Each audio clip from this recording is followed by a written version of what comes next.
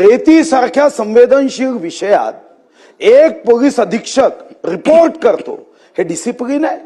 हा राकेश जाधव नावाचा अधिकारी बाहेर येऊन आपल्या सहकारी अधिकाऱ्यांना सांगतो, मेरा कोई बाग बाका नहीं कर सकता, कोई बाग बाका नहीं कर सकता।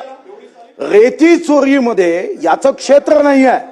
हा त्या चिमूरमध्ये जातो, चिमूरमध्ये जाऊन गाड्या सोडतो आणि आता ती फाईल आज चहल साहेबांनी आज मागितली। मंत्री महोदय, कुणाची बाजू घेतोय आपण? अरे वाळूचे कणर गळता, पहिले तेल निघे, आता नोटाचे बंडल निघतात। तुम्ही या एसडीपीओला वाचवण्यासाठी तुम्ही त्या डिसिप्लिनरी ऍक्शन करता?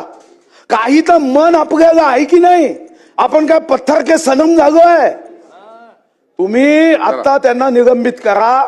त्यांना वाचवण्यासाठी डीजी ऑफिस मध्ये यंत्रणा आहे।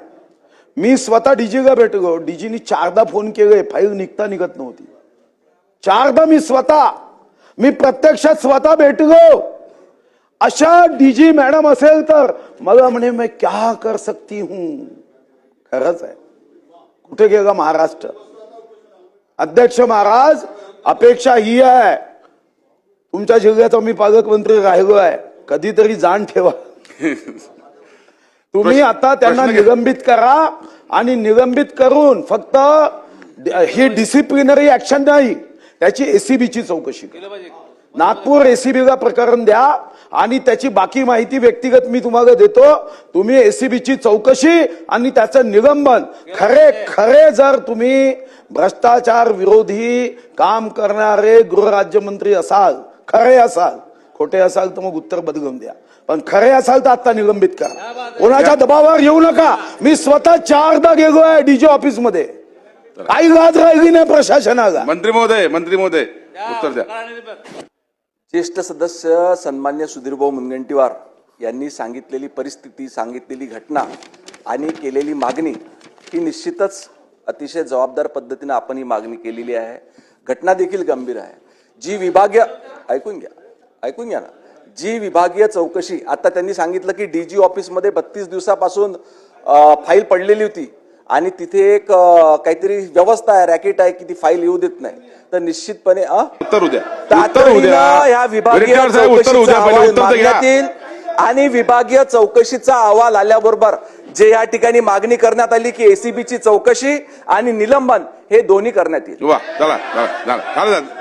मंत्री महोदयांना गंभीरपणे एक गोष्ट लक्षात आणून देतो। एक बोलत आहे मंत्री महोदयांच्या एक गोष्ट, अध्यक्ष महाराज माईक सुरू करा। वडेट्टीवार साहेब, मी मंत्री महोदयांच्या एक गोष्ट लक्षात आणून देतो। मी स्वतः जबाबदारीने सांगितलं की त्यांची फाईल दाबण्यात आली। आज जेव्हा लक्षवेधी आली तेव्हा ती फाईल चहल साहेबांकडे आज आली।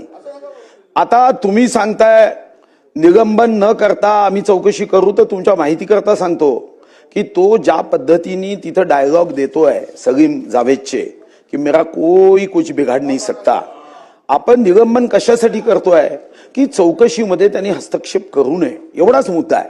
निलंबन म्हणजे शिक्षा नाही, एवढी जी काही सामान्य ज्ञान आहे, जनरल नॉलेज आहे, ते आमच्या इकडे आहे। म्हणजे कोण बनेगा करोडपती मध्ये प्रश्न विचारला तर आम्ही सांगतो निलंबन ही शिक्षा नाही आहे म्हणून, पण आपल्याला विनंती आहे की हे सामान्य ज्ञान सरकारला आहे का की निलंबन म्हणजे शिक्षा नव्हे। निलंबन करण्याचं उद्दिष्ट जेव्हा या संदर्भातलं परिपत्रक काढलं गेलं तेव्हा कोणत्याही चौकशीवर त्याचा अनुकूल प्रतिकूल परिणाम त्यांनी करू नये म्हणून त्याचं निलंबन आहे। निलंबन म्हणजे शिक्षा कोण म्हणताय?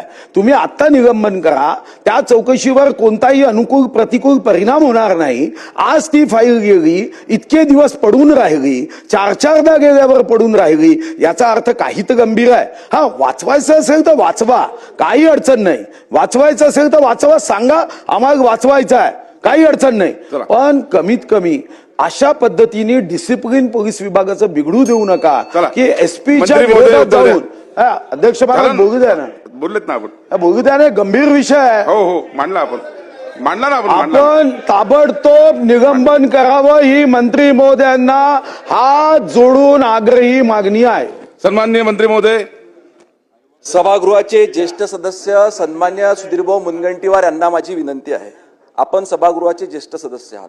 निश्चितच सरकारवर कोणाचाही दबाव नाही, कारण ह्या देशाचं नेतृत्व सन्मान्य पंतप्रधान नरेंद्रभाई मोदी करतात आणि राज्यामध्ये हा गृहविभाग सन्मान्य मुख्यमंत्री देवेंद्र फडणवीस साहेबांच्या नेतृत्वात अतिशय भक्कमपणे चांगलं काम पारदर्शक पद्धतीने या ठिकाणी करतो.